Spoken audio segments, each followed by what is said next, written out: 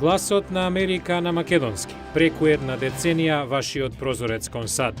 А сега, директно од студиото во Вашингтон,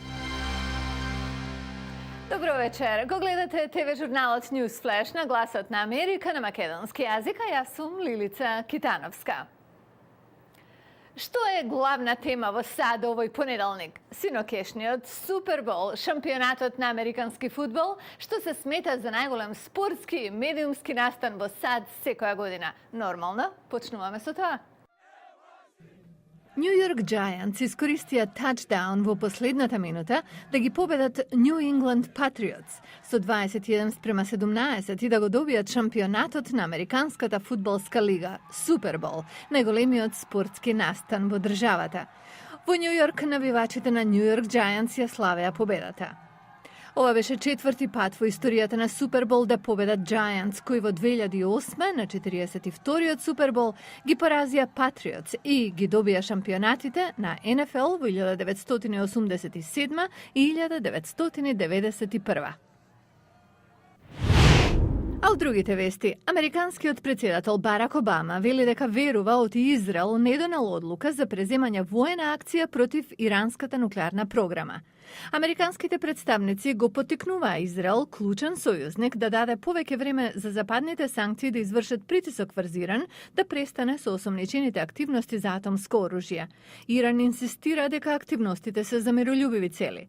Во интервју за NBC во неделата, Обама кажа дека САД и Израел ќе работат синхронизирано во наоѓање дипломатско решение за иранското прашање. Израел на Иран со нуклеарно оружје гледа како на закана за своето постоење, зашто иранските лидери често повикуваат на уништување на еврејската држава.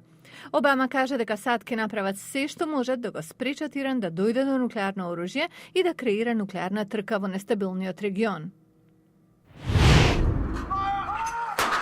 На повесела тема, британската кралица Елизабета денеска одбележува голем јубилеј, диамантски, започнувајќи прослави по повод нејзините 60 години на престол. Кралицата има 85 години и денеска е во посета на Источна Англија, а прославата ќе кулминира во јуни. Додека Белата куќа продолжува да посочува на новите податоци кои упатуваат на подобрениот пазар на работни места во САД, републиканските председателски кандидати продолжуваат да го напаѓаат учинокот на председателот Барак Обама на економски план.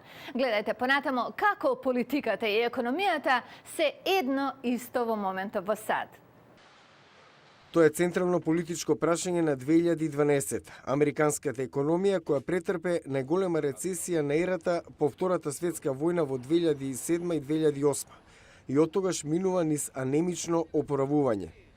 Но економската слика може да се менува. Американската невработеност паѓа 4 последователни месеци, од 9% во септември до 8,3% во јануари.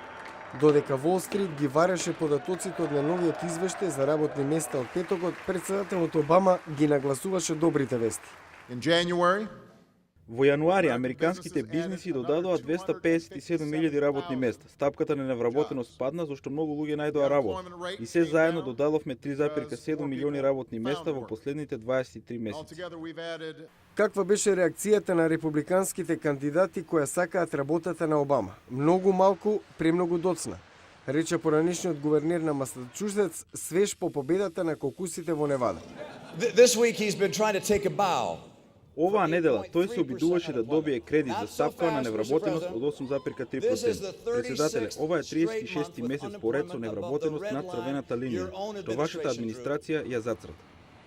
Поранешниот спикер на представничкиот дом Нјут Гингрич реагираше слично на емисијата Средба со печатот на NBC.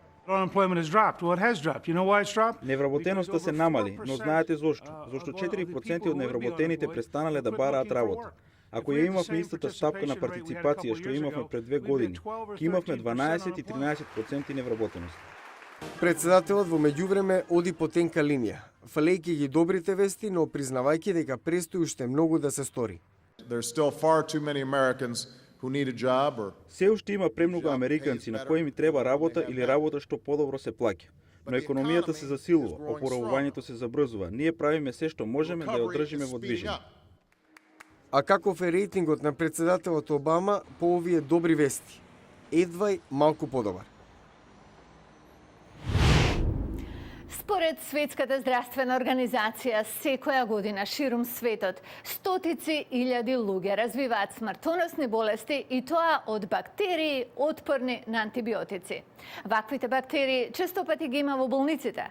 Компанијата Xenex со седиште во Тексас можно е да има решение за овој проблем. Погледнете. Машината емитува снопови ултравиолетова светлина што пенетрираат во микроорганизмите и ги убива.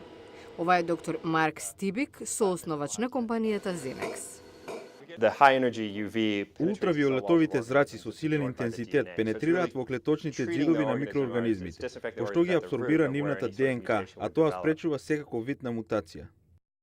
Машината може да третира просторија за само неколку минути, елиминирајќи поголем дел од бактериите, особено на површината на предметите во неа. Брайан Крувер, извршниот директор на Xenex, проблемот го искусил на собствена кожа. Пред неколку години добил инфекција додека бил во болница. Појдов на рутинска процедура, а завршив со инфекција. 2 месеца интензивно земал антибиотици за да заздрави. Ова го натерало да го согледа проблемот.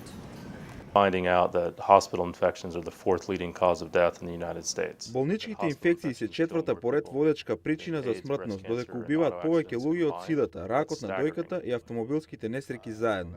Тоа е шокантно. Xenex е мала компанија, но со потенцијал да се шири. Крувер наведува дека ова е глобален проблем.